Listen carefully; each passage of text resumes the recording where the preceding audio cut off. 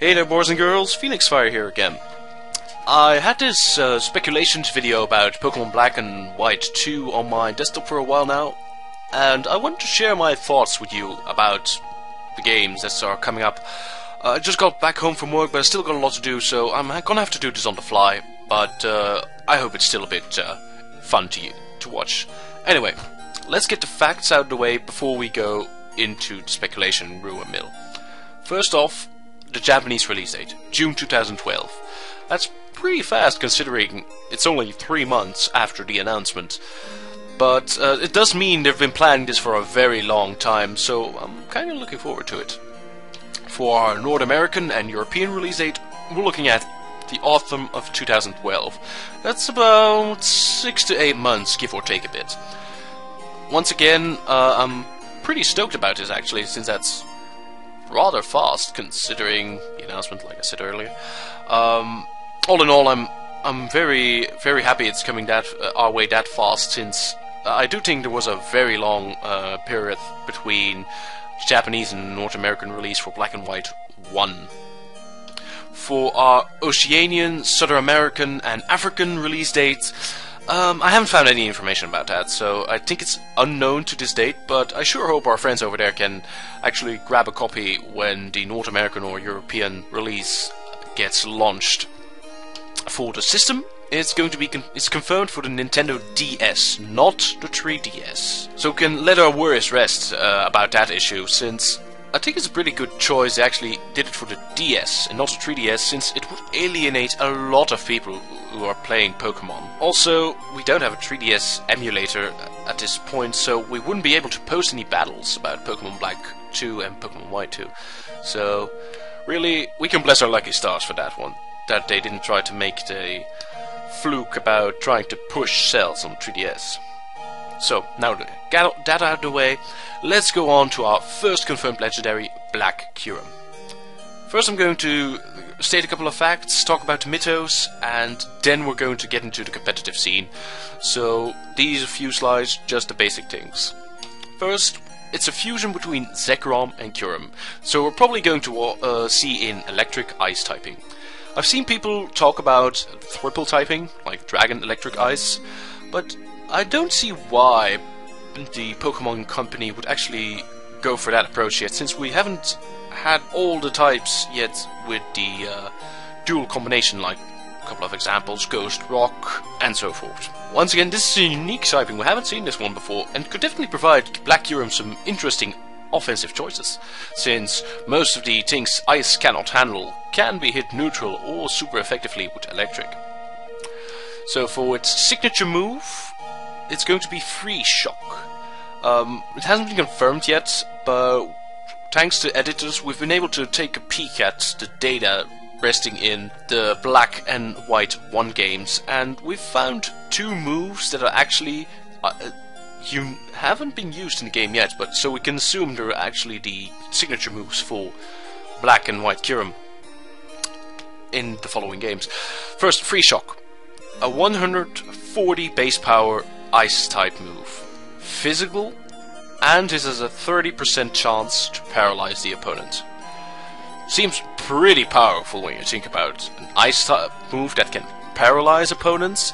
Even Electrics wouldn't be safe. Volt absorb Jolteon or so, even doesn't get decimated by the blast itself, that is. But here is the big kicker. It's a charge-up move. Although this might seem not a big problem in-game, I don't think it will have that much of use competitively because of that charge-up, especially since you can't circumvent it with, for example, the Solar Beam used in Sunny Day to remove that charge-up turn. Sure, we can all use Power Herb, but items are pretty important competitively, so that would be a very big loss, not being able to equip a Choice Scarf and such, but about that later. Seeing how its signature move is physical, we can all assume it's going to be a physical-orientated Pokemon, especially since Zekrom actually has more attack than special attack too. This could prove to be quite refreshing, since not a lot of legends actually focus on the physical side. Mostly we got like our Kyogres, our Darkrai's, our Mewtwo's, all specially oriented, so it might be handy to add another one to the physical pool of Groudon, sometimes Dialga, sometimes Rayquaza, but those latter two are mostly mixed anyway. For the last bullet point, since it's a fusion of both Zekrom and Kyurem, I'm pretty sure they're going to give it the move Fusion Bolt as well, since we already saw a Victini with Fusion Bolt and Fusion Flare. So it would only be normal to see this Pokemon get one of those signature moves as well. I don't think it'll get Bolt Strike just yet to differentiate it from Zekrom a bit more. Else it might be able to completely actually overshadow Zekrom, since its physical move pool only consists of Dragon Claw, Outrage, Fusion Bolt, and Bolt Strike, coupled with a couple of less useful moves like Crunch and Return. Now that we got the basics down for Black Kyurem, let's move on to White Kyurem. White Kyurem is a fusion of Reshiram and Kyurem, so we can safely assume this is going to be a Fire-Ice typing. Once again, unique typing. Very nice to see some more of those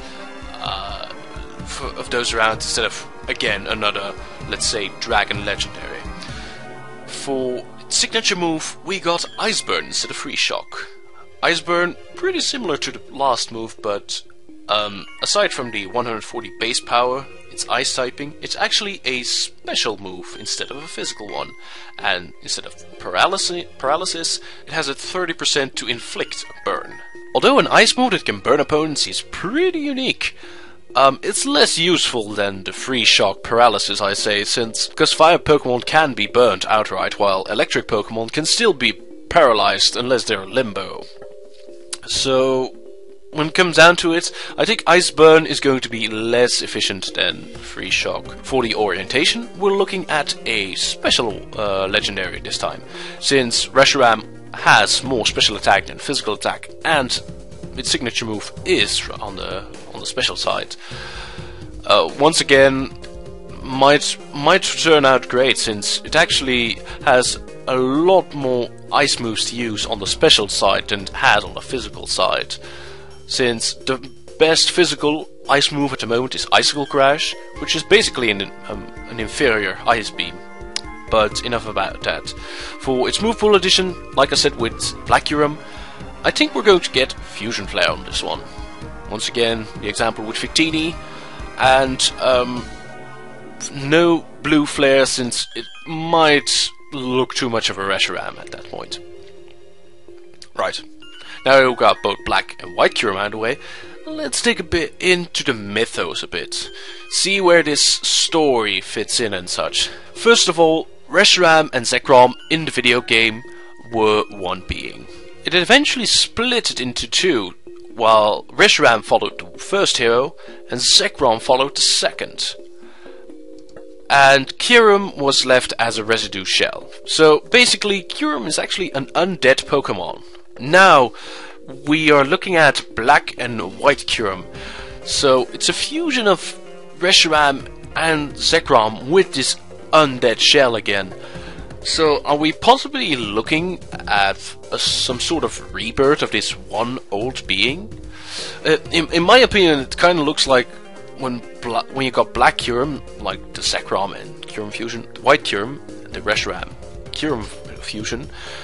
It more seems like they're going with, this is a travesty, this is an abomination, this is going to destroy the whole world. And I'm actually thinking you, as a hero of Black and White 2, you'll have to fuse Zekrom and Reshiram and Kyurem back to this ultimate fused Pokemon from old to restore the balance and stuff. Since, remember, at the end of Black and White 1, N escaped the castle with the other Pokemon. The other legendary Pokemon you didn't capture. For Pokemon White it was Reshiram, and for Pokemon Black he fled with Zekrom.